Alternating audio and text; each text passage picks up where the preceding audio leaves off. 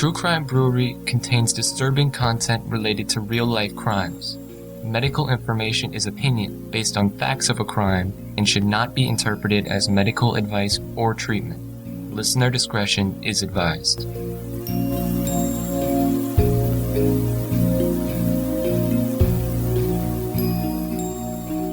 Welcome to True Crime Brewery. I'm Jill. And I'm Dick. So just 3 years after Thomas Keir told everyone that his first wife, Jean, had left him and their young son behind to be with another man, his second wife, Rosalina, was found dead and severely burned on her bed. Keir's claims to be unlucky and grief-stricken were questioned by investigators as well as family, friends, and members of the media. Could the suspicious deaths of 2 wives be just bad luck or a strange coincidence? Join us at the quiet end for the 2 wives of Thomas Keir. Thomas Keir was a man so jealous that he hated for even his own child to touch his wife. His possessiveness was expressed with threats that he would cut her up and feed her to the dogs if she ever tried to leave him.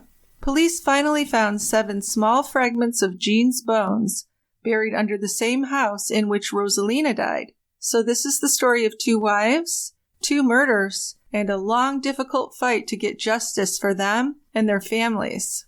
And this case was recommended to us by Olivia in Sydney. So we're going to drink a little bit different beer today. This is a wild ale, which means that it's left open to ferment with whatever yeast is naturally occurring. They tend to be pretty funky and sour.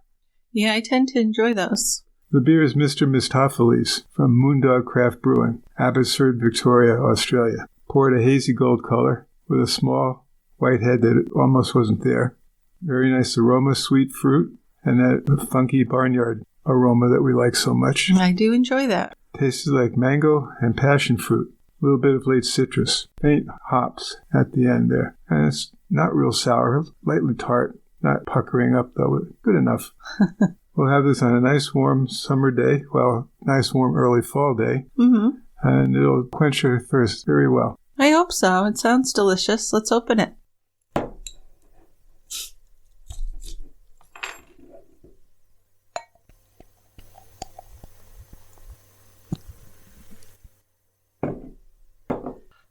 Pretty beer. What color would you call that?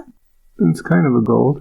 Goldy, kind of a real sunny gold, almost a yellowy gold, though. Yeah. Yes. Okay, come on down to the quiet end. This is an Australian case. We haven't had one of those in a while, so thanks for recommending it, Olivia. And we'll let Dickie get us started. Mount Druitt Detective Peter Seymour received a missing persons file on Jean Angela Kier in 1989. So Mount Druitt's a suburb of Sydney in the state of New South Wales. Jean had disappeared the year before, and the theory was that she had left her husband for another guy. Suspicions against her husband were not high at this point, but the detectives were asked to talk with her husband, Thomas Keir, and see if they had anything new to tell them. So like a 1-year follow-up. Yes, yep. And it doesn't seem like a lot had been done that first year. It certainly doesn't. No. Not as it transpires when we're talking about 2 murders, not 1. Well, it doesn't seem like there's much of an evaluation done. So Detective Seymour and another detective went out to the Keir house on nearby Wilkes Crescent. When they arrived, they saw a typical suburban Australian home with white paneling and a mesh fence around the front yard. Another fence separated the front yard from the back, and there was a double gate leading through to a side-access driveway and a detached garage. So the detectives walked through the gate and up the front path. They knocked on the door, but no one answered. So over the next few weeks, they went there repeatedly, but no one ever answered the door. Every time they knocked and waited outside, Detective Seymour wanted to search around the house. And he would later explain that something seemed off about the place. Yes, so several weeks later, the detectives were patrolling in the area and decided to give it another try. It was nearly 10 o'clock at night by the time they turned into the street. This was a routine check to get the case off their desks, and they believed they had more important cases to deal with. But when they pulled up outside the house, there was a light on. They exited the car and stepped onto the raised concrete porch.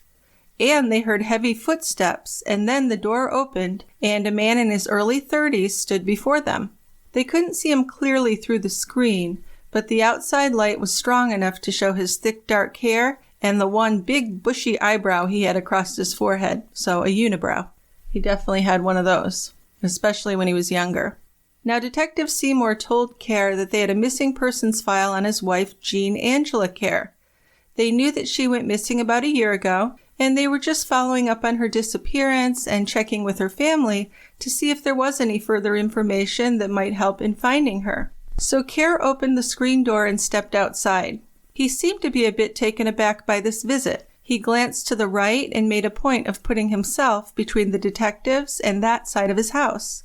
Seeing nothing out of the ordinary there, they kept their attention on him. His face looked blank, revealing no emotion. Then when he spoke, he was calm and clear, almost like he'd rehearsed his answer or he'd said it 100 times before.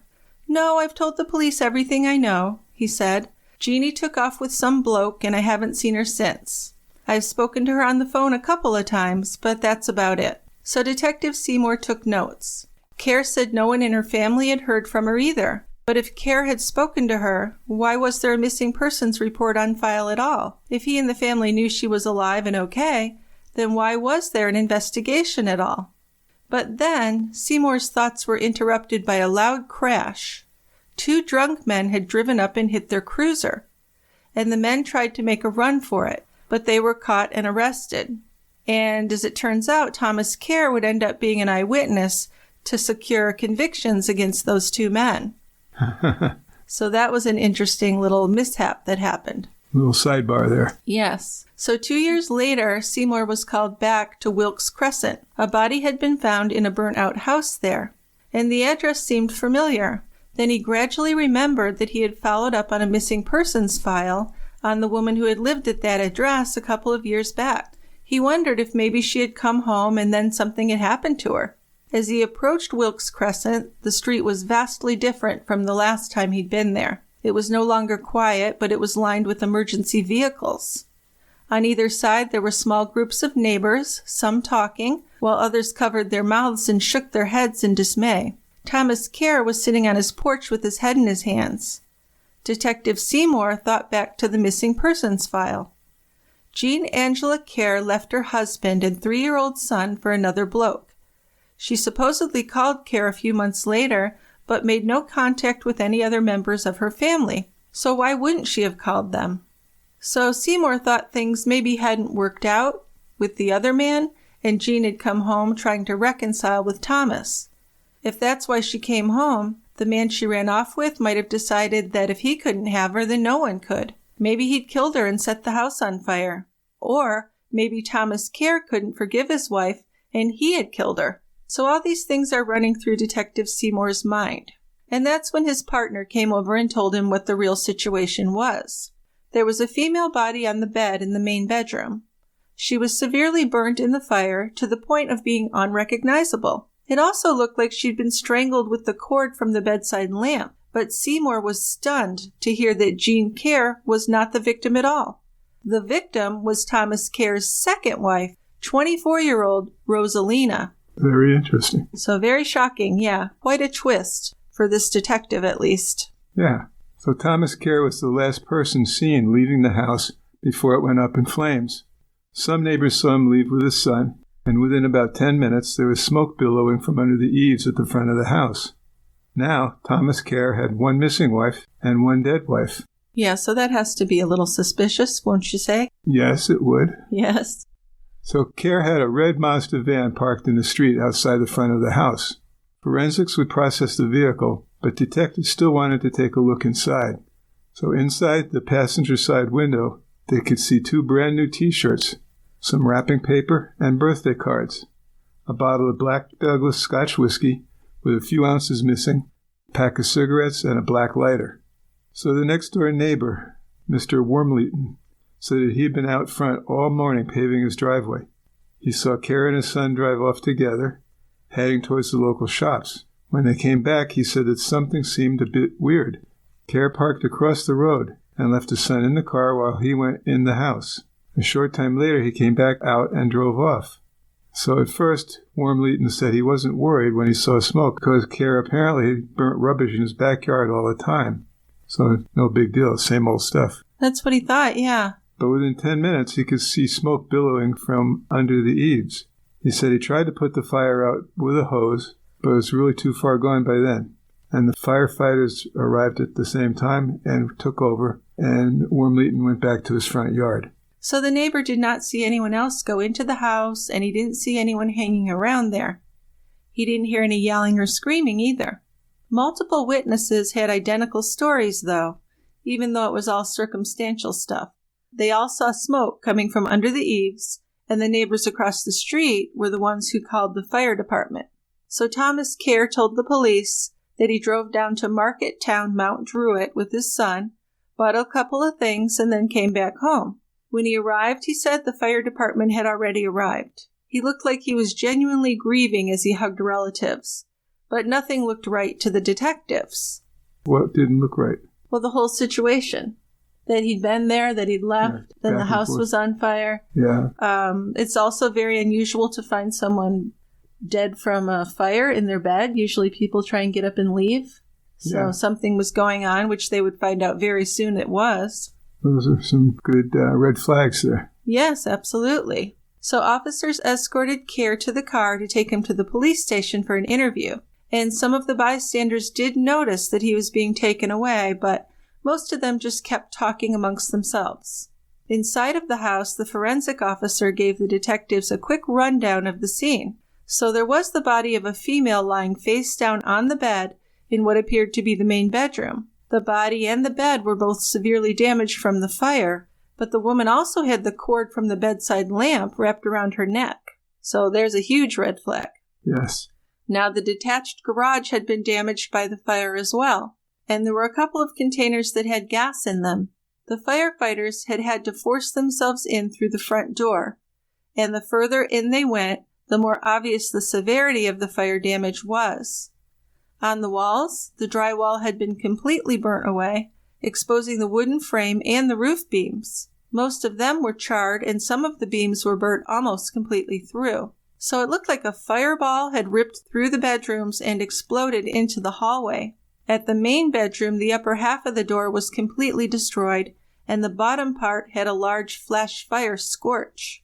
The carpet, too, had been severely damaged, and you could see from the patterns that the door must have been open when the fire started. So the consensus was that this was caused by gasoline or something like that? Arson. Arson. Sure, yeah, an accelerant, yep. So yesterday, Rosalina Kier had been a young woman full of life, and now she's a charred corpse lying face down on her bed.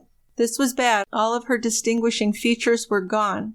So the fire had stolen any signs of femininity, and she looked like a scorched mannequin that had been discarded like trash.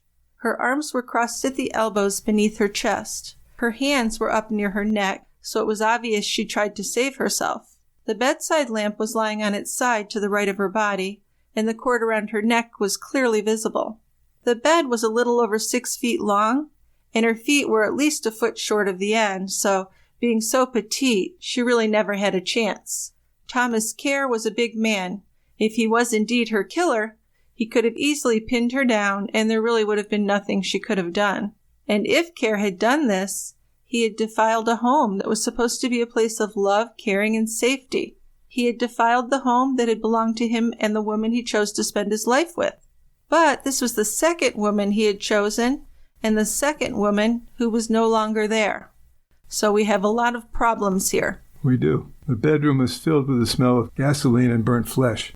Only the upper part of the bed had been destroyed in the fire. The bedding and the top of the mattress had been burnt away, exposing the metal springs underneath. There was a burnt purse lying on the bed, with coins scattered on the bed and the floor. Rosalina's body would be transported to the mortuary within a couple hours. And once the post-mortem was done, investigators would know for sure whether the fire killed her or she'd already been dead before the fire started. Well, I would think she was dead before it started. It looked like she was strangled.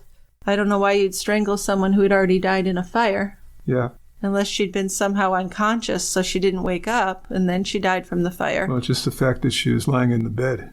Very suspicious, would be yes. Suspicious. Absolutely, yes. So the thinking would be that she was killed, then placed on the bed and set on fire. Yeah. And the fire was set to hide the evidence. Yeah. That would be my guess. Yes.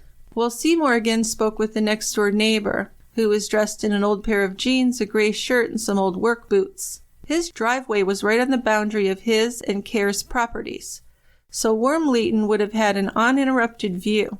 He said that he had been out there all day working on his driveway, putting down paving stones, and from there he had a clear view of Keir's house. He was working when he saw Tom Keir walk up the path and into his house.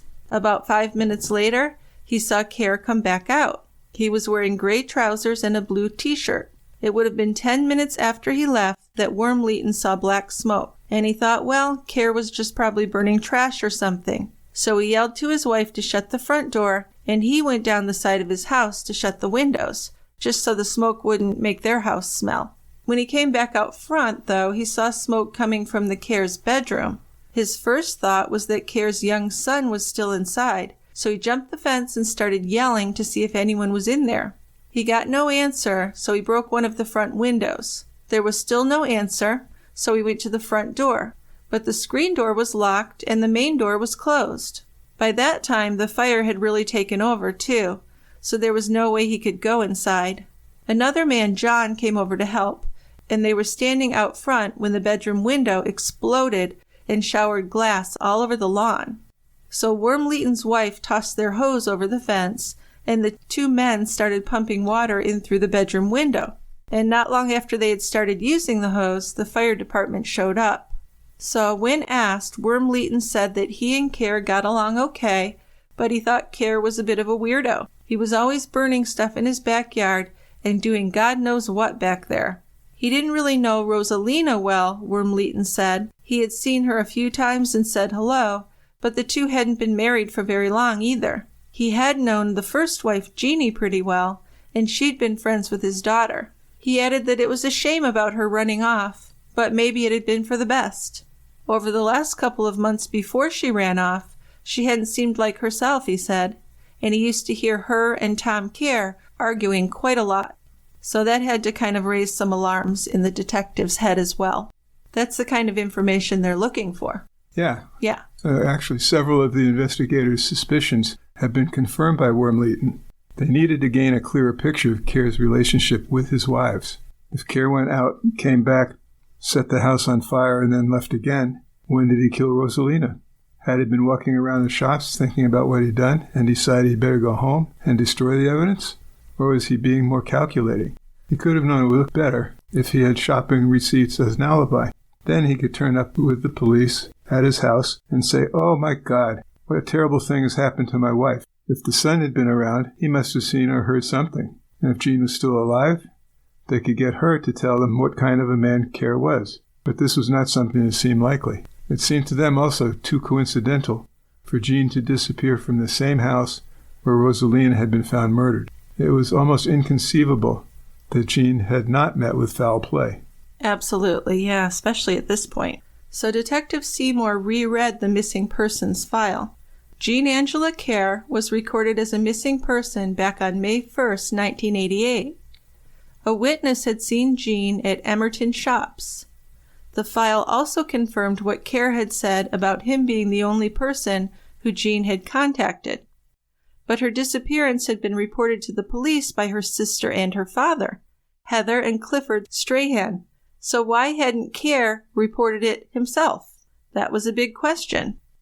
Now, the medical examiner's final report on Rosalina's death read, "The body was extensively burnt, with sparing of the central part of the lower chest and abdomen down to the level of the pubis, with extension onto the anterior aspect of the upper 2/3 of the right thigh. The total area of burnt skin was approximately 85% of the body surface area. In some areas of the body, there was extensive tissue loss. The legs were flexed at the hips and knees. The feet were plantar flexed. The arms were flexed beneath the body. The head was extended at the neck. The head hair, eyebrows, and eyelashes had been burnt off. She had brown eyes. The oral cavity was normal. No petechial hemorrhages or injuries were seen. The tongue protruded through the teeth, and the tip of the tongue was burnt. Around the neck, at a distance 8.5 centimeters above the sternoclavicular joint, there was a piece of electrical cord present. The cord was tied once at the back of the neck and extended approximately horizontally around the neck. In the fingers of the right hand, there were 2 long black straight hairs. 2 long black hairs were also present in the fingers of her left hand. The trachea and the main bronchi were normal. There was no soot within these structures. So what does this tell us? What position is that if she's got this plantar flexion, legs are flexed, hips and knees? Well, that's just indicating tissue loss. It was a hot, intense fire. Right, which makes the tissue shrink and the... So you flex or contract. So you bend at the elbows, you bend at the ankles. That's the plantar flexing. Can be bent at the knees. That's pretty common. And the main thing is that there was no soot in the airway. So that means that she was dead before the fire was started. So she didn't have any smoke inhalation at all. Right. Right. So that was a very defining thing for them to know. Rosalina had not died from smoke inhalation. She'd been strangled to death, and then the fire had been set, likely, like we said, in an effort to destroy the evidence. But this was horrific. She was not recognizable as a woman, barely as a person. So law enforcement gathered at the station on the morning after Rosalina's murder, but Detective Seymour was more focused on Jean's disappearance. There was a briefing at 8:30 a.m. where everyone was given their tasks. Detective Seymour and his partner Mick Lyons began that day by meeting Jean's family, the Strahans. The family only lived 5 minutes away from Wilkes Crescent in the neighboring suburb of Blackett. One of the key people they needed to speak to was Keir's son, and Christine Strahan, Jean's mother, confirmed that he was staying with them. So Thomas Keir was the last person to see Jean alive. He claimed to have been in contact with her a couple times, but she had never contacted her family. So that's strange. This woman who vanished because of an intolerable marriage, apparently, calls the husband back, but doesn't attempt to contact her family. No family, no friends, nobody. And unfortunately, there was no way to trace this. So if they could have traced calls to a landline back when she called, they probably could have, but it would have had to be right then. So there's no way at this point for them to track that or see that he's even telling the truth, because they wouldn't know where she would have called from anyway, if she'd actually called him. So this situation... Well, you have the obvious murder of the second wife, and it's really kind of incomprehensible story of the first wife disappearing. It's looking like Mr. Keir has been guilty of something.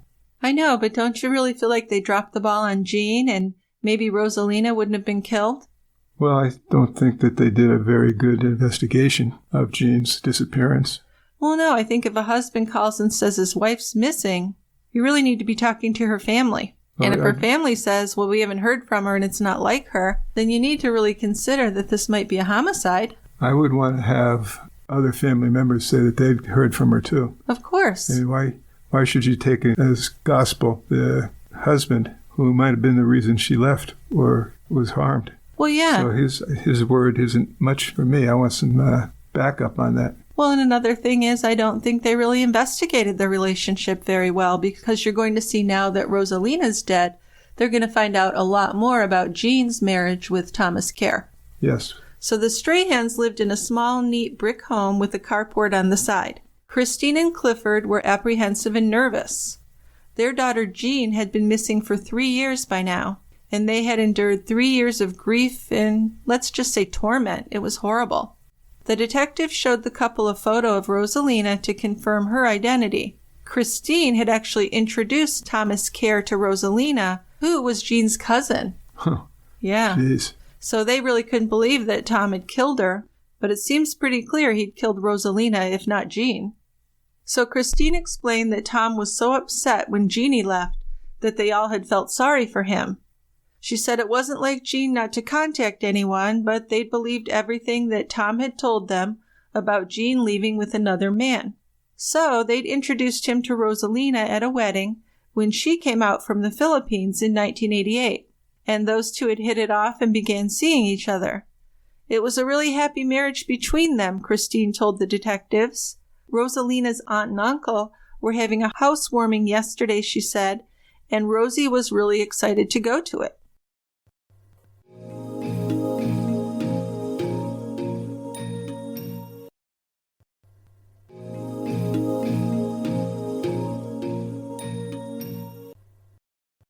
But then Clifford spoke up. He said that he had never liked Tom from the moment he met him. When Jeannie first met him, he said, he still lived with his parents not far away from them. Whenever they would walk past his place on their way back from the pub, he would have his cattle dog with him, and he'd encourage it to go after their border collie. Now he said he felt sure that Tom had killed Jean. She hadn't contacted her family or any of her friends over the past 3 years, and that was not like her. And now, with what had happened to Rosalina, he just knew that Jean was dead. I like that part about having his cattle dog with him that he'd encourage to go after the border collie. I know, we have a cattle dog mix. He'd do it. Maybe, but he's really kind of a chicken at heart. He'd bark and make a scene, but... Oh, he definitely would do that. Yeah, but I don't know if he'd really go after it. Unless he had his other dog friends with him. Maybe. As part of a gang. His buddies were backing him up. Yeah, but we do love a cattle dog, for sure. They do have personality. Yes, they do. Absolutely. So Tom had first met Jean when he was in his 20s, and she was just 14. So that's kind of yucky right there. Just a bit. Yeah. Clifford had taken a job at a furniture store, and that's where he was first introduced to Tom. Jean and her sisters would often come to the factory after their basketball practice on Friday afternoons and wait for Clifford to finish. One afternoon, the guys decided to play cricket in the car park, and Tom asked Clifford if the girls could join in. Now, this was concerning to Clifford and to him kind of creepy. I agree. I really agree there. During the game, Tom said, "If you bring Jean in on Saturdays, I'll pay her to put the buttons on the cushions." Clifford had concerns about Tom being around his daughter, but he figured it would be okay because he'd always be around, and it was a chance for her to earn some spending money. She was paid $20 a week. That's not bad. Not bad for back then, no. And she loved working with her dad. But a year or so later, Tom asked Clifford if he could take Jean out on a date. Clifford said, "No way. She's just turned 15. She's not going on any dates." Especially not with a 20-something. Yeah, he's probably 10 years older than her. But Tom kept turning up all the time after that, Clifford said. He'd get all dressed up and come around to chat with him and Christine. Clifford used to tell Christine that there was something about Tom he just didn't like. But to Christine, he was a perfect gentleman. She finally told him that the only way he could see Jean was if Jean's sisters were allowed to go along and chaperone. So he agreed to that. But then when Jean turned 16, he came to the house with 16 red roses and a bottle of champagne for Christine. So working through the mother to get the daughter, which to me is another creepy sign. Oh, yes. So they kept seeing each other, and he brought Jean a ring when she turned 17. They went out for a dance one night, and then she came home all upset because he wouldn't let her dance with anyone else. So she'd gotten angry and threw the ring at him and ran out of the house. But unfortunately, they made up after that when Jean was 18. And then when Jean was 18, she ended up pregnant. So that was kind of it. They were married on August 11th, 1984 at the Holy Family Church in Emerton. It seemed like the marriage was okay at first, but before long, things started to get bad. Jean began to tell her mother what her marriage was really like. She seemed to get sadder and sadder. But then her son was born, and that seemed to bring her some happiness for a while. Jean loved her son so much, Christine said, but Tom didn't like that. Sure, it takes attention away from him. He would pull his son's hand away from Jean's breast if he tried to touch it. Tom would say it wasn't right for him to touch her there, and not to let him do it again. So I wonder if he wasn't allowed to breastfeed? Yeah. Was that it? Sounds like he wasn't allowed to breastfeed. He used to make her clothes because he said her nipples or too much skin was showing, so he often left work early so he could go home and check on her. Yikes. She called Christine one day and said that Tom got angry with her if she ever spent time with her cousins, especially if she hugged them. He even got jealous of her hugging their son, and he wouldn't speak to her for a few days afterwards. She said that they were having a few problems. God, a few problems. Sounds like he's just absolutely nuts. But everything would be all right in the end. Christine had gone over and spoken with Tom herself, and everything seemed okay. Well, not with reports like that coming out of the house. No, I think Jean's parents had some regrets later about not acting more on this. But Christine told the detectives now that Jean would never leave her son because he was everything to her. So no matter how terrible things may have been between her and Tom, She would never have left her son behind. So the detectives did speak with Jean's 6-year-old son. They asked him about the day before, which was the day of the fire. And the boy called Rosalina Mom and said that they woke up in the morning and watched TV together. So he was only 3 when his mom disappeared, so to him, Rosalina was now Mom. So he's lost 2 mothers. It's really heartbreaking. He said he made himself some breakfast, and then he went into the lounge room, sat on the chair, and put his breakfast on the table. He ate his breakfast, he said, and then he helped his dad wash his van. When they went back inside, he said his mom was still watching TV, and his dad told him to go and play with his friends. Then he went outside, and his friends came over to play. In the middle of a game with his friends, his dad told him that they had to go to the shops. So they went to the first shop, then they went to the Great Western shops at Mount Druitt. They bought some T-shirts for a birthday, and then they went to the bank, and then they went to get him a pair of shoes, and then they went back home. But after being asked more specific questions, the boy did tell the detectives that his father had brought him home once before the fire, and his dad asked his mom if she needed anything from the shops. But the boy had waited in the van while Tom went inside. So he said his dad went inside and then came back out the back gate, and then he came over the front gate. Then he got in the van, and they went to the Great Western shops. So now the apparent inconsistencies were more obvious and more alarming. The boy seemed to be repeating things like he'd been coached on his answers. But he hadn't seen his mother since going out to play that morning. He'd been told to go outside and play, and he'd been told to stay in the van by Tom. So he'd only been told that his mom was there and that his mom had told them to go to the shops for certain things. Well, as you said, he was only 3 years old. He's 6 at this point, but he's still very young. Yeah, I think it's tough for a 6-year-old to give a decent timeline. Well, and if his father tells him these things, why would he think he's lying? He has no reason to think that. Right.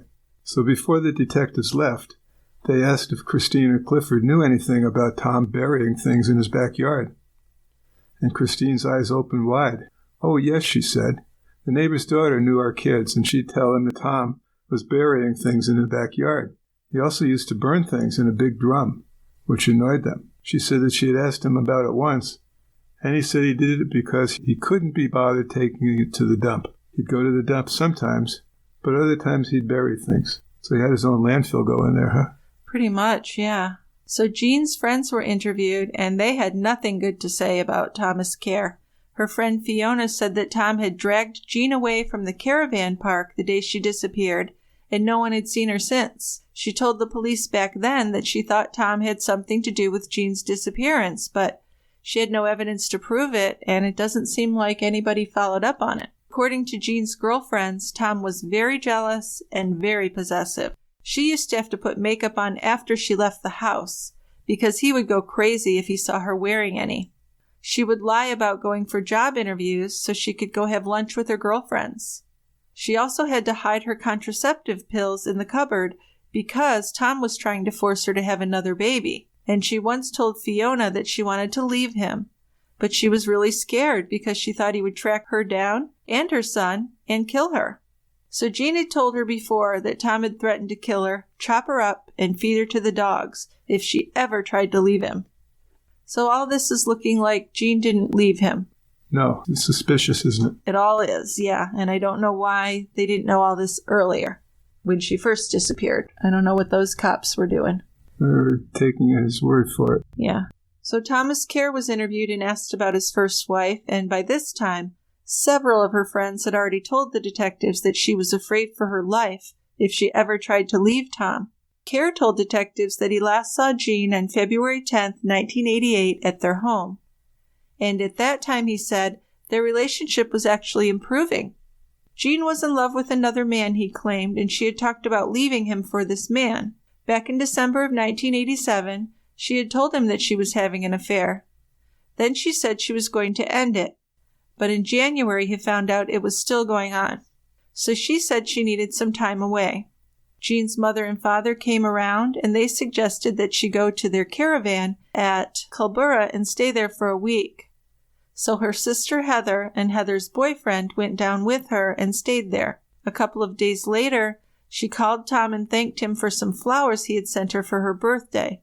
But she seemed distressed, he said. So he decided to go down and pick her up. So that's Tom's idea, that she seemed distressed when she was at the caravan park with her sister. Right.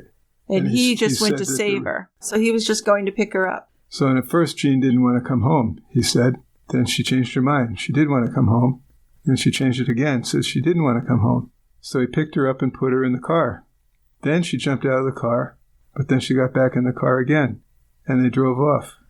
Oh, nothing to worry about there. That all seems real normal. And on the way home, they talked about fixing their marriage. Now remember, this is Tom reporting what they talked about. This is Tom's version. Then they stopped at a service station. It was on the Hume Highway. She went to the ladies' bathroom while he went to the men's. He waited in the car, but after a few minutes, he thought she was taking too long, so he asked the lady behind the desk if she could go and see if there's any problem. When the lady came back, she told him there was nobody there. Right. So actually, Jean had gone to Carl's house. Carl was a man she had feelings for and really wanted to be with. So we'll be talking more about him. But she eventually arrived home around midnight. Then she left him the next day. A couple of weeks later, Tom said, she phoned home. She told Tom that she was pregnant, but she told him not to worry because it wasn't his baby. She asked about her son, too, he said, and he told her that he was doing fine, but that he needed his mom to come back.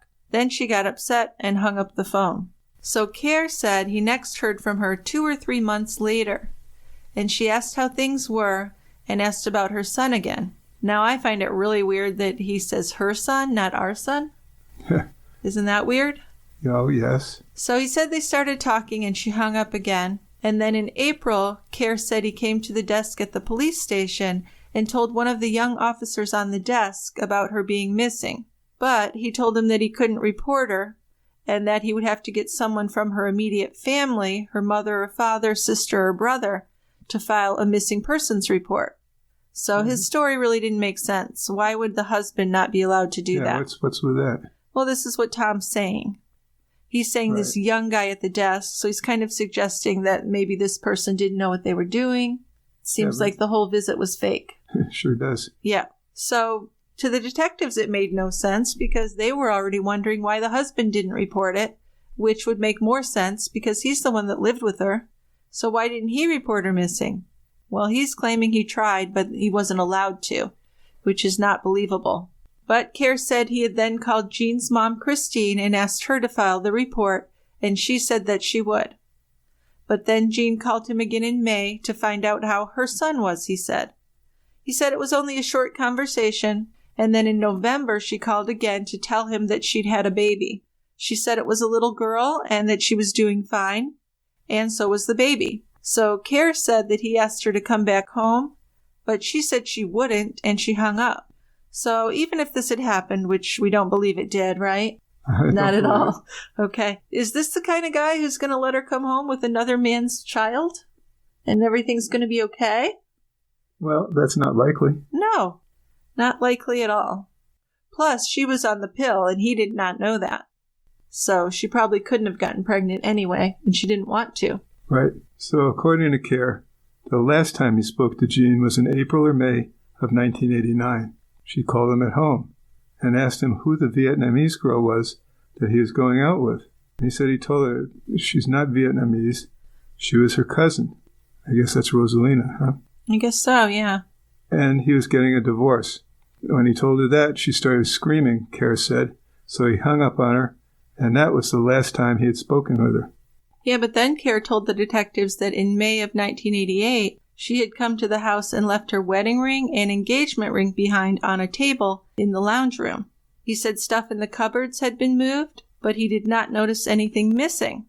Then at the end of July 1989, he found Alpine cigarette butts in the ashtray, and Jean was the only one he knew who had smoked them. And he said she still had a key to get into the house. Again, I guess we've got to remember that these are all reports from Tom. Yes, for There's sure. No corroboration of them. No, it's important to remember that he said this, because I don't believe any of it. No. And then he also claimed that Jean was in contact with Christine, her mom, at least once. And remember, Christine said no, she hadn't heard from her daughter at all. Right. But according to Tom, Christine and Jean had arranged a meeting, and Jean had never showed up.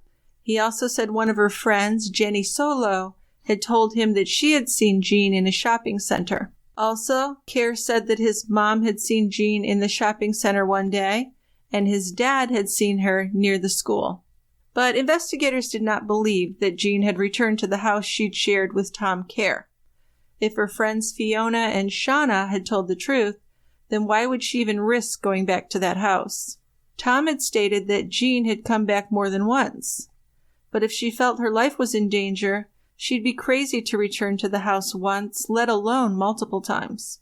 If she was off starting a new life, why would she bother to come back and leave the rings?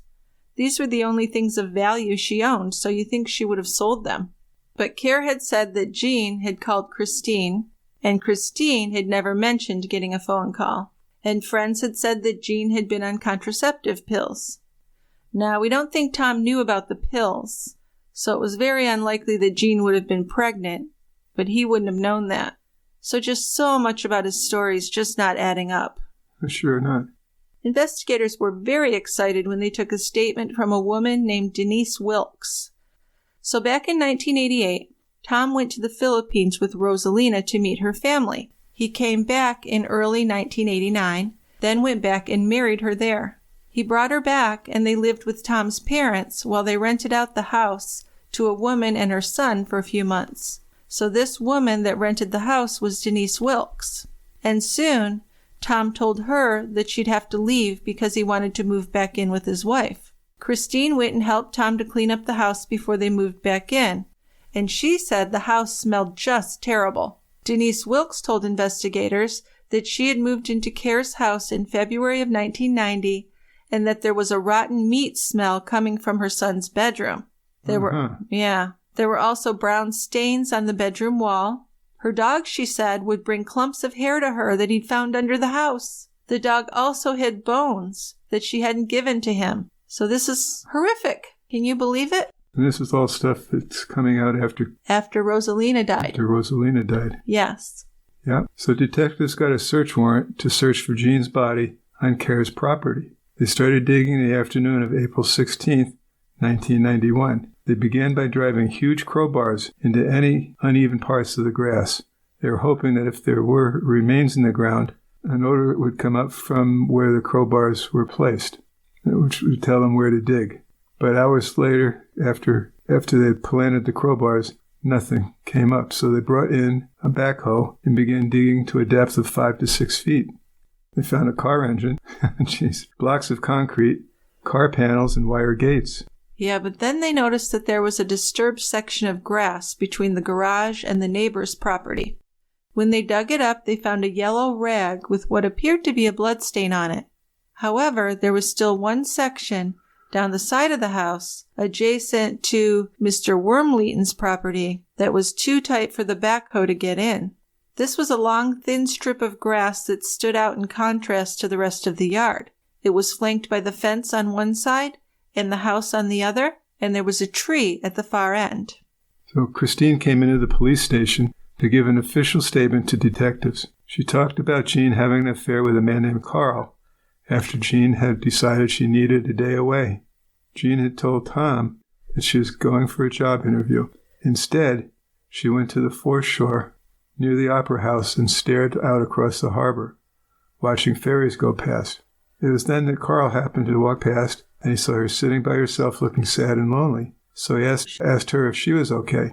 He sat down beside her and they began to talk. They walked into the Botanic Gardens, had some tea, and talked some more. Eventually, they drove to Carl's flat in Bondi and had sex. So when she returned home, Jean went straight to her mom's house and told her everything. Tom doesn't need to know, Christine said. You mustn't do anything that will wreck your marriage. So Jean went home, but as soon as Tom came back from work, she poured her heart out to him. Yeah, so she couldn't keep it a secret. She told Tom, I went to Sydney today and I met a man named Carl. I feel really guilty and I have to tell you. We had sex in his flat at Bondi. Tom flew into an uncontrolled rage, grabbed her arms, and demanded to know where Carl's flat was. Jean struggled to get free, screaming at Tom to let her go. But his grip tightened and he told her that she'd better tell him or he would kill her right there and then. So she told him the general area in order to get him to leave her alone. and he did let her go. The next day, Tom talked to Christine, and she said he looked pale and expressionless. "Jeannie told me about that fella and where he lives," Tom said. "Don't try and stop me. I'm going to find him tonight and break his neck." So Christine was terrified of what he would do. She left work and went straight to Jean's to try and convince her to tell Tom that what she'd said about the affair was a lie. So she found Jean at home and said, "Tom was furious today. He's going to do something really bad. I can feel it. You have to tell him the whole thing was just a lie." So Christine was able to convince Jean, and she agreed to tell Tom that it was all made up just because she wanted to make him jealous. Jean told her mom that she'd call her later and let her know how it went. So that night, Christine's phone rang. Anticipating news of how her daughter was doing, she was surprised to hear Tom's voice. And he said, "I'm in Bondi looking for Carl." So Christine was able to convince Tom that Jean had made up the story about Carl. She explained that her daughter was feeling confused about their marriage and she just wanted to make him jealous. So Tom calmed down, but Jean repeatedly confided in her mom that she couldn't stop thinking about Carl. Over the next 2 weeks, she called Carl 4 times, begging him to see her again. Now he was understandably hesitant, and he told her he really didn't want to get involved with a married woman. They did meet again, but Carl became more uneasy about the situation, and he told Jean he was going to just drive her home. She made him drop her at Granville Station, and then made her own way home from there.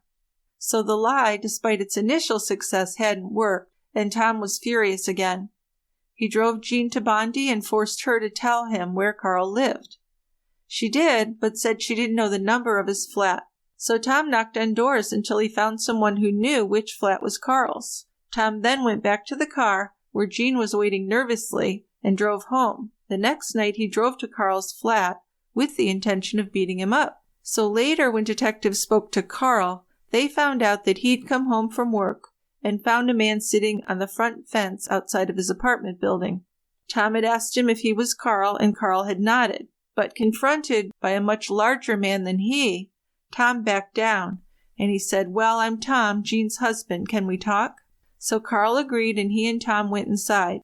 And as they sat and talked, Tom told him his marriage problems, and told him that he knew about the affair. Carl apparently felt sorry for Tom and agreed to talk to Jean. So he handed the phone to Tom and told him to call Jean. When Jean answered, he said, "It's Tom. I'm at Carl's flat." Then Tom put Carl on the phone, and Carl told Jean that she really should try and work out things with Tom. So Jean's just not getting any help in any direction. She's very hurt and afraid. It felt to her like everyone was taking Tom's side. It sure does. This guy, Carl, who was thinking, well, I picked up this woman, had sex with her, that's probably all he was looking for. Probably, yeah. He didn't want to have a relationship. So when she's calling him and talking about her husband and how she's having so much trouble in his marriage, he understandably gets a little shy about that. I do understand that, but at the same time, if he realized she was in an abusive relationship, telling her to try and work it out is no help at all. No, it isn't. But unfortunately, even her mother and father were telling her that. Well, maybe not so much her father, because Clifford had a dislike for Tom right from the get-go. Yeah, he probably wasn't on that boat. No, probably not, but Christine was. She sure was. She just wanted her daughter to work it out, and that was the worst thing for her. Although, once she left, that's probably when she was killed, so it's kind of a bad situation all around. It's not an easy solution in any event. Yeah, so over the next few months, the situation between Tom and Jean deteriorated further. Carl, thinking it was better if he wasn't around, decided to take a trip. But Tom and Jean had more arguments about Carl, where Jean would scream at Tom and tell him she was leaving. The arguments increased in intensity, and Tom became increasingly violent toward his wife.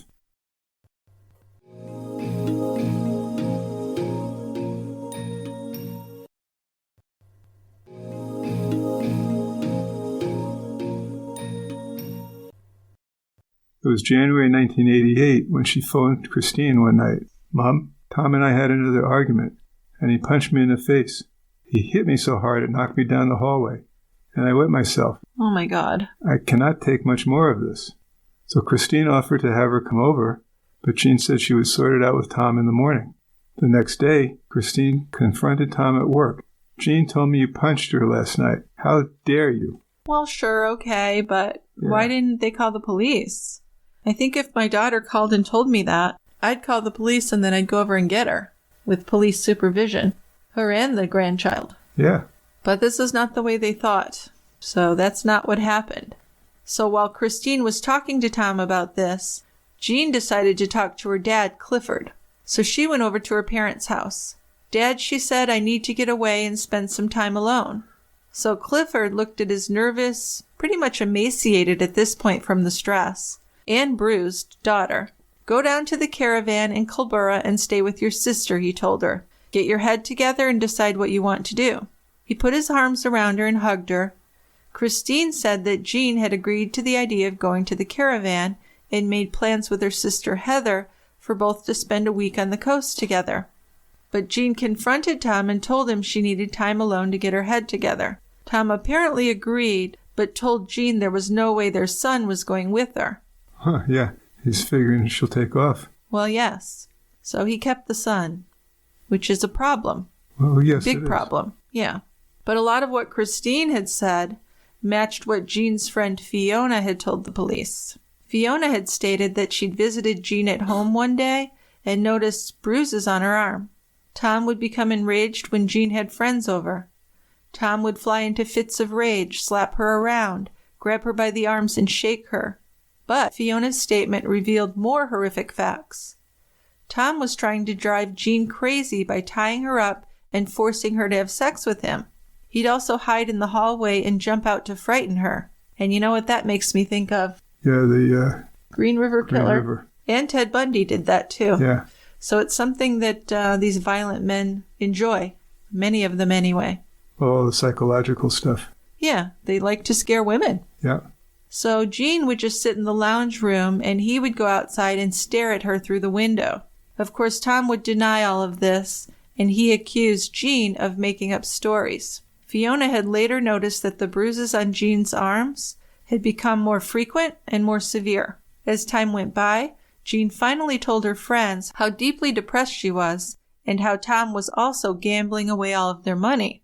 Christine did confirm this and told the detectives that Jean was embarrassed that her parents were having to pay some of the household bills for them.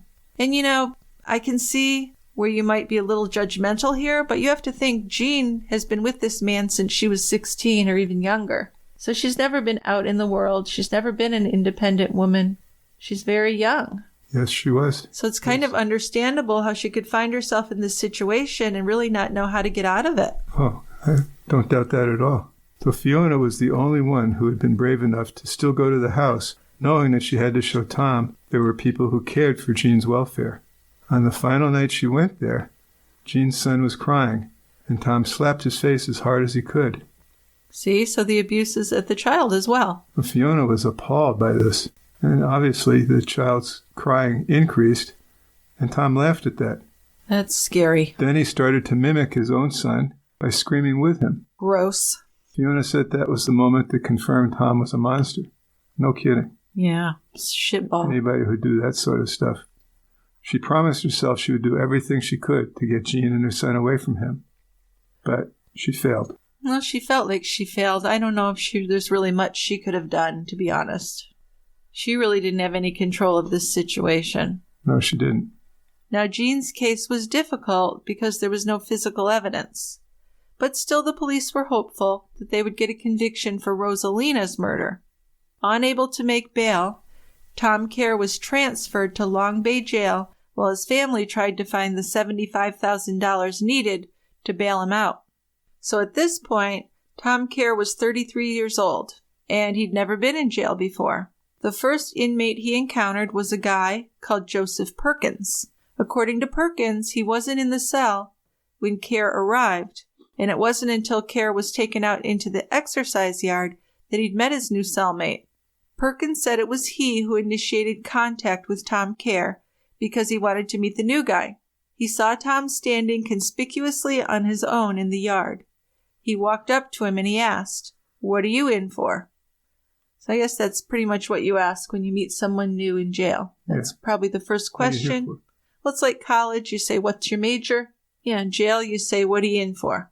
But Tom had told him murder. The two men walked back to their cell, and while Perkins made coffee, he continued to question Tom. According to Perkins, Tom went on to tell him that he was charged with killing his second wife, but that he'd already gotten away with getting rid of his first wife. "She's dead," Tom told him, adding that he had bashed her and choked her and buried her standing up in the back corner of his house. Perkins tried to keep a blank face. He wasn't sure if he should believe it. When Tom left the cell, Perkins stayed and wondered if he was telling him the truth. So Perkins passed this information on to another inmate who talked to Tom and got the same story. This inmate went to the police to tell them in hopes of getting some time off of his sentence. So the police weren't sure if they believed him. But then they found out that he did have information he only could have gotten from Tom Keir. So they saw this as enough of a reason to get another warrant and to dig beside Tom Keir's house. Yeah, I mean, it's tough. You figure that the majority of the time these jail snitches are telling lies because their objective is to get favors, get a reduced sentence or some sort of favor from the establishment. Right. But this sounds like the real thing, that they got some actual info. It did sound legit. But now when they went to do the digging, it had to be done with small shovels and hands. After hours of searching, an officer called out that he had found something. It was small and it looked kind of like a chicken bone. They continued to dig for most of the day and found other similar-looking small objects. So those were sent to forensics to be examined and tested. The bone that looked like a chicken bone was quickly identified to be a human finger bone. Pathologists were then brought out to the scene the next morning to supervise the rest of the dig. And they found more bones that were human. The first one was identified as a proximal phalanx of the right thumb. The second was the left capitate or wrist bone. The third was the proximal phalanx of the right big toe. The fourth was the left patella or kneecap. The fifth one was the proximal phalanx of one of the right side fingers. And all of these were from an adult. Now you can tell it's an adult because of the bone structure, right? The growth. Well, you have to x-ray it to see that the growth centers are closed. Sure. But I think that's something that the forensic people could do. Oh, sure. You can do that. You can get the size of the bones. You know how long a proximal phalanx of a finger should be at different ages. Okay. So there's a couple ways of identifying it. There's a few ways of determining the age of the bones or the age of the person where the bones came from. So 2 more bones were then found. The 6th bone was the left third metacarpal. So that's the bone, It's a wrist bone. Proximal. Yeah, okay. And the 7th was another finger bone from the right hand. So a total of 7 bones. These were described by one of the detectives as 7 reasons to see Tom Keir behind bars and 7 steps closer to justice. So that I thought was clever. But if these were Jean's bones, where was the rest of Jean's body? That was the question. Detectives believed that Tom may have dug her up and got rid of her body to get rid of the smell in the house. Maybe the small bones had been accidentally left behind. Remember, the renter's dog had been bringing hair and bones up from beneath the house. Yeah. So, I mean, that body was kind of spread out among places. Yeah, it must not have been buried quite deep enough. Well, he said she was buried standing up, so her head would have been only like less than a foot beneath the ground. That's what he said. Yes. Well, I don't know why he'd make that up. I guess he might, but I don't see the purpose of making that up. That's how they determined that they could look in a smaller area. But the best piece of evidence apart from the bones was when they checked the medical records at the hospital and confirmed that Jean's blood type was O positive. Investigators also obtained statements from Rosalina's family members who were living in Australia, including Christine, and they put together a strong circumstantial case that Tom was the last person seen leaving the house and the only person seen going back inside. There'd been no sounds, no screams, and so it seemed impossible that an unknown person could have broken into the house, confronted Rosalina, strangled her, then gone out the back, found the cans of gas, doused the room, set it on fire, and then gotten out without being seen by any of the neighbors. That's true, but as a defense attorney, I would say that's not proof of anything circumstantial. But circumstantial is proof. If you have enough of it. Yep. Thank you. Yep. But, there were neighbors that saw what was going on. There was the next door neighbor who saw Tom go in and saw Tom leave. Right. So I think that's pretty good circumstantial evidence. I think that's very good. So the police now had bones, they had testimony of family and friends, and records showing that Jean had not accessed health care or any financial institutions since she went missing. While they worked to build a case for Jean's murder, the case against Tom Keir for the murder of Rosalina was going to trial. So the trial for Rosalina's murder began in early 1993.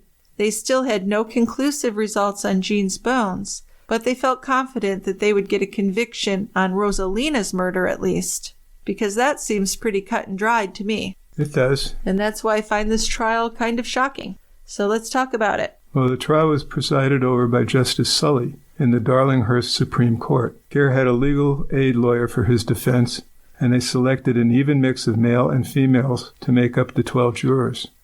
The Crown Prosecutor started the trial with his opening statement, which explained the timeline and show how Thomas Keir was the only person seen arriving at and leaving the Keir house on the day of Rosalina's murder.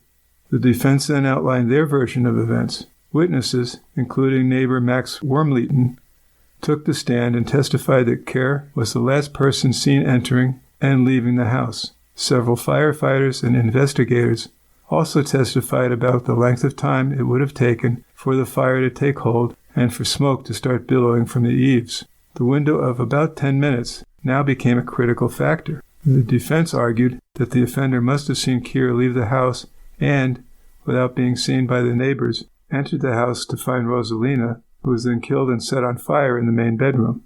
Yeah, I think the prosecution did a pretty good job of painting a picture of an obsessively jealous man who really had tried to control every aspect of Rosalina's life. Some of Rosalina's family members came from the Philippines, including her mother and sister.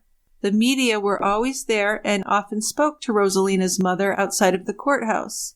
She told the Sydney Morning Herald he was her first boyfriend, and for someone who was away from her family for the first time and without any friends in Australia, she probably would have fallen in love with anyone who was nice to her. As more evidence was presented, all the witnesses told the same story.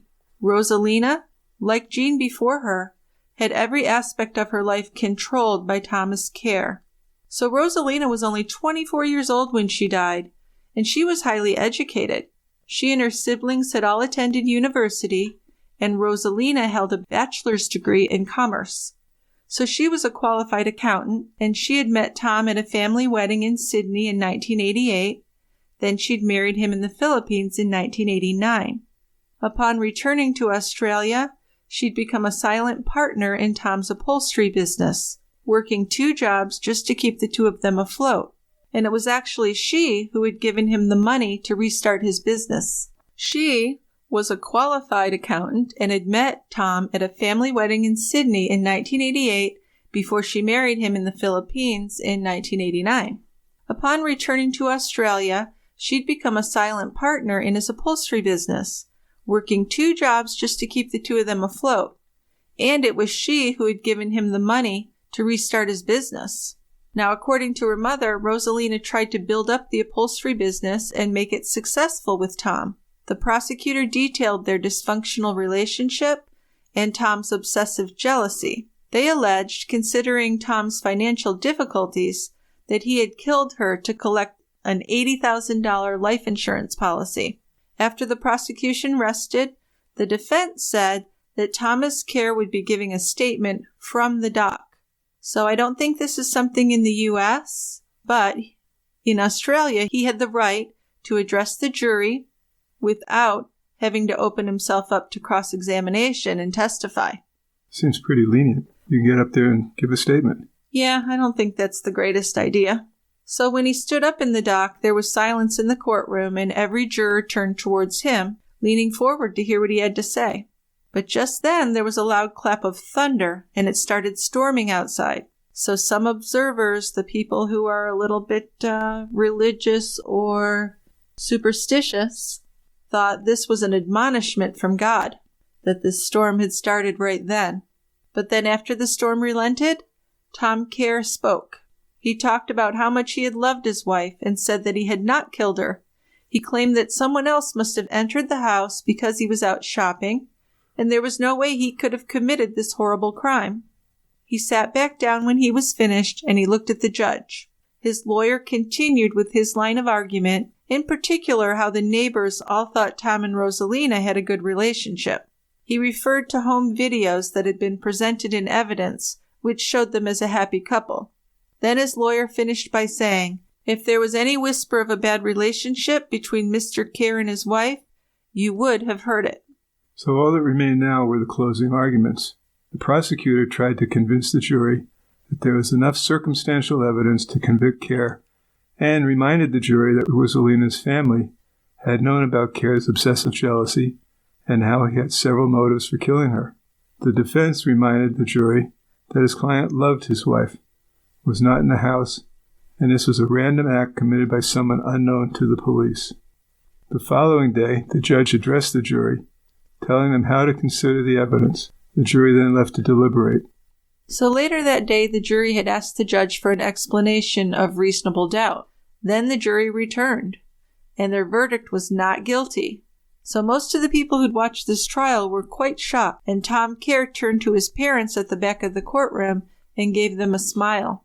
So I'm pretty shocked. This seemed pretty open and shut to me. Oh, yeah. Yeah. I don't know what convinced them, if he was able to charm them in some way. It's hard to say not seeing the actual trial. I guess there was enough reasonable doubt, as they say. I guess they felt that way. Although I would think videos of someone being a happy couple, I mean, that's like saying, well, I looked at her Facebook posts and she seemed really happy. Yeah. I mean, everybody looks happy in that stuff. Right. Yeah. And there were plenty of people that would testify that they didn't have a happy marriage. Right. Yep. Oh well. Well, as the weeks went on, some of the media turned their attention to Thomas Keir and his own publicity campaign. He went out, he taunted the police, calling them idiots, and accused them of launching a smear campaign against him. He even made up a flyer and was filmed by news crews handing them out at the local shopping center. He made himself available for anyone who wanted to interview him, and then he told them that he knew who had killed Rosalina, and he had evidence to prove it. So I'm surprised he didn't write a book, If I Did It, you know. It'd be a bestseller. Right. So Kier eventually placed an ad in the Mount Druitt St. Mary's Standard in 1995, offering a $50,000 reward to anyone who could provide information leading to the arrest and conviction of whoever had killed Rosalina. He was quoted in the paper as saying, "The whole thing has left me quite bitter and angry. My wife's killer is walking around scot-free, and the police are not doing anything about it. I will never get over her until the person is caught." Sure. So now it was even more important than ever that the case for Jean's murder lead to a conviction. The bones were taken to America for advanced DNA testing. Approval had been given to hand the bones to scientists at the United States Department of Defense. So Dr. Nancy Koselak was the scientist who did the testing. Her work focused on obtaining mitochondrial DNA sequences from the remains of American soldiers who were believed to have died in the Vietnam, Korean, and Second World Wars. Whenever the Americans found a body or some remains believed to be from a missing GI, it was Nancy's job to conclusively prove that those bones belonged to a deceased service member. So her lab had developed special expertise in extracting DNA no matter what condition the bones were in, especially bones recovered from a difficult terrain. She was doing successful DNA tests on bones that could have been in remote jungles for 60 years. So this was precisely the kind of expertise needed to prove that these bones were Jean's.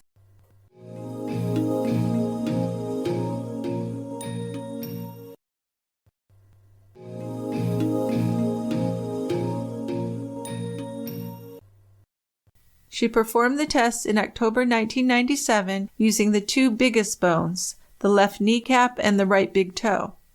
She analyzed one bone at a time, sanding back the entire internal and external surfaces to make sure there were no contaminants. To be sure, she washed the bones in ethanol first. Then she extracted mitochondrial sequences from both bones and found that they did match. The bones definitely came from the same person, and then she was able to prove that they definitely came from a child of Jean's biological parents.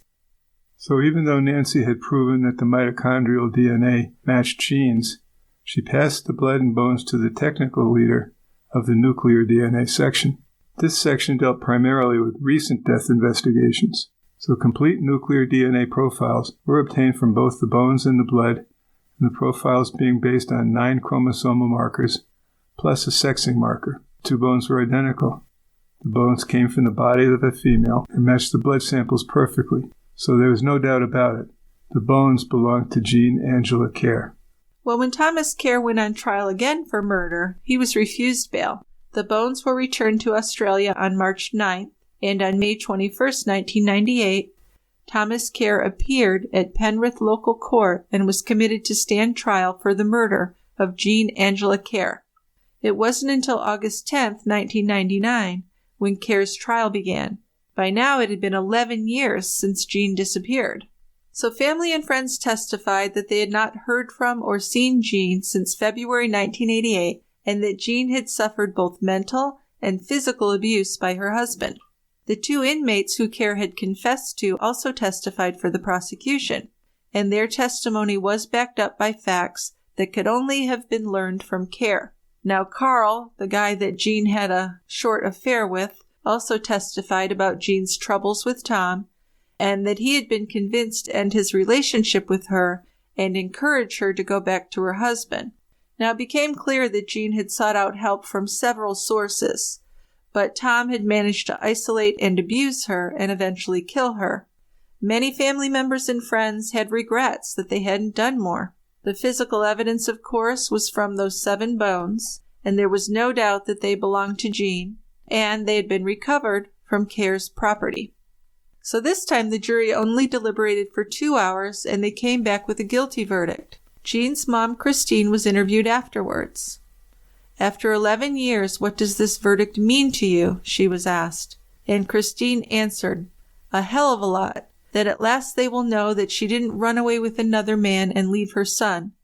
That her son will at least know that she did love him, and that we were the ones telling the truth and not his father. He doesn't look guilty.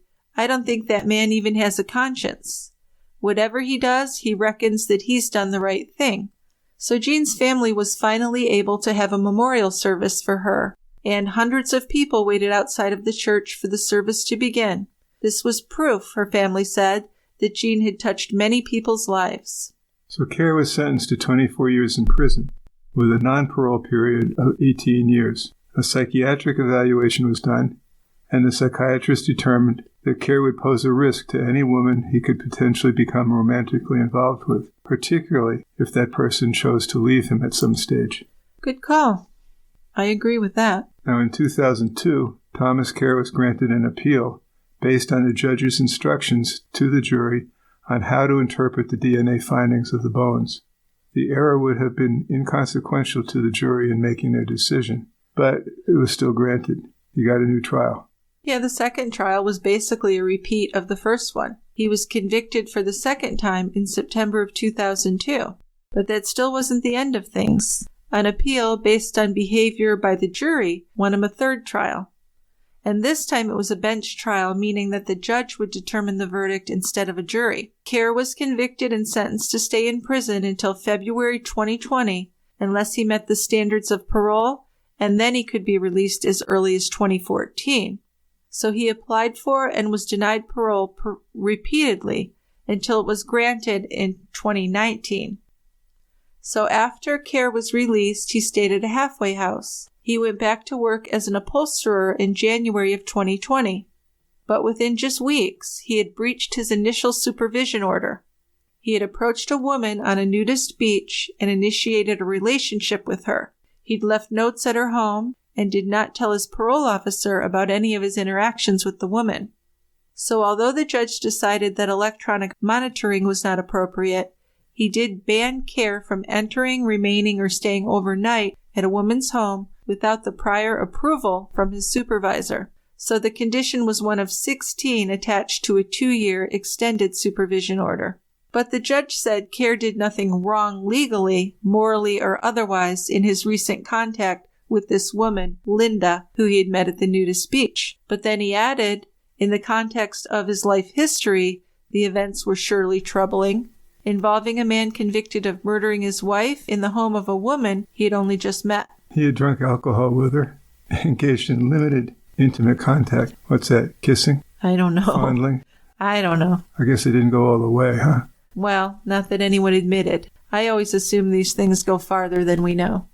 That's just the way my brain works. And he also went back to her home several times, leaving notes asking her to call him, saying, "You're a very special friend. Please speak with me." Yeah, days after the meeting, he did seek permission, which was refused, from his supervisor for Linda to bring a cooked meal to his place. The state had argued the conditions should include electronic monitoring and the provision of a weekly plan of his movements. But these proposals were rejected by the judge. But the judge did decide that his interaction with Linda gave rise for a need for a further tightening of the conditions upon which the defendant can have social contact with women.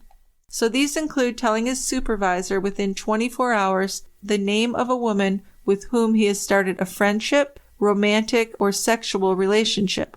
Kier also was required to consent to the officer disclosing his murder conviction to the woman if deemed necessary or desirable in the interest of her safety or the safety of any child in her care. So I'm not sure about this if deemed necessary. Yeah. Who's making that determination and based on what? That seems too vague to me. Sure does. Who deems it necessary? Well, his supervisor apparently, but based on what?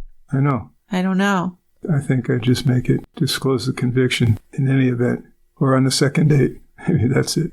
Hey, I think he should just have to wear a sign on his body. I killed my wife. Ah, the scarlet letter. Something like that, yeah. Okay. But I think that murder's a lot worse than adultery. So Well, it's a totally different thing.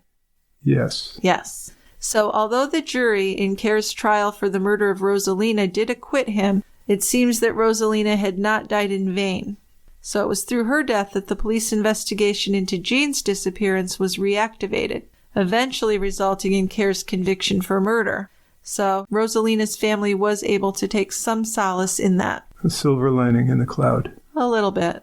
But still, a lot of it's just not fair. Well, I would like to know if there is an investigation when Jean was supposedly running away. Right. And how much did they follow up on things? Because it sure sounds like they just took Tom's word for it. Well, pretty much, because if it's been a year since she was missing before the detectives went and did a follow-up, I guess they weren't thinking it was very serious.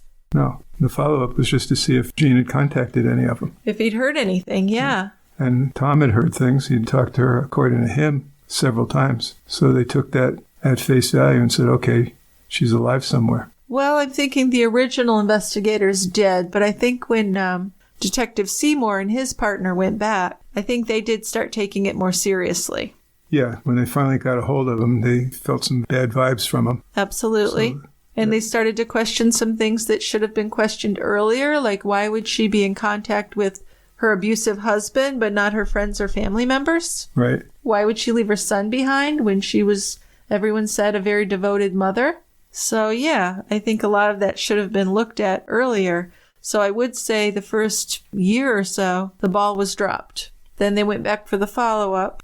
And they still didn't do a lot then, though, No, because it really didn't get going. No. Until they were investigating Rosalina's death. Right. And that's when they found a lot more info. So this Rosalina was very much failed because her life could have been saved if he had been convicted for Jean earlier. Right. Right. Or even suspected. Maybe she wouldn't have been introduced. I'm still a little puzzled by why Jean's mother would introduce Rosalina to Tom. Because she had a pretty good idea that he was horrible to Jean. I think she knew. Right? Yeah. Her daughter had been calling her and saying that he hit her. He hit her so hard she fell down and peed herself. So I don't understand Christine either. Why in the world, if your daughter had this abusive husband, you're going to believe she left and she left her son behind? She's kind of believing him over her daughter in some ways. I don't want to shame her mother, but I think that she let some things go that she shouldn't have. And certainly introducing this man to another young woman seemed like a bad idea.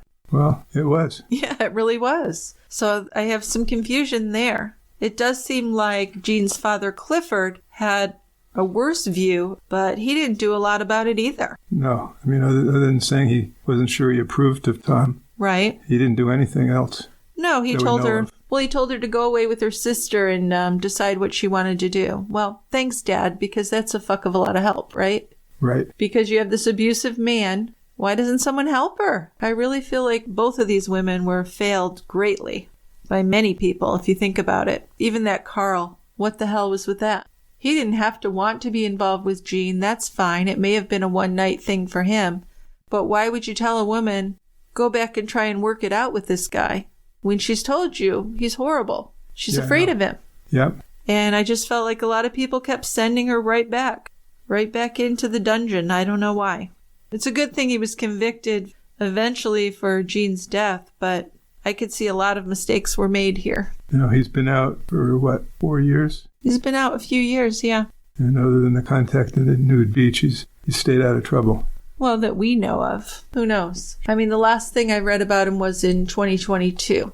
I imagine if he killed somebody else or got remarried, it would have been in the Australian news. We hear about that. Well, yeah, we did do a pretty thorough search looking for updates, so it seems like he's stayed out of trouble, at least under the radar. Yep. Yeah. Okay. Well, thanks everyone for listening. We're going to skip feedback today because we have some traveling to do, and this is a pretty long episode. But I'd like to thank people. We do have some voicemails that have been just coming in, which is great. So Yay. I think in our next episode, we'll have a pretty heavy feedback section. Sounds good to me. Okay. Well, it doesn't sound good to you. You're in charge of it. I know. Okay. I say yes, I'm happy to have some voicemails. Absolutely. We're both very happy about that. So thanks, guys. And just a quick reminder before we go that if you'd like to get your episodes without ads and get our bonus shows to listen to, which we've been putting out some pretty good ones, if I do say so myself, you can subscribe as a member at tiegrabber.com. Also, you could do that on Patreon if you prefer.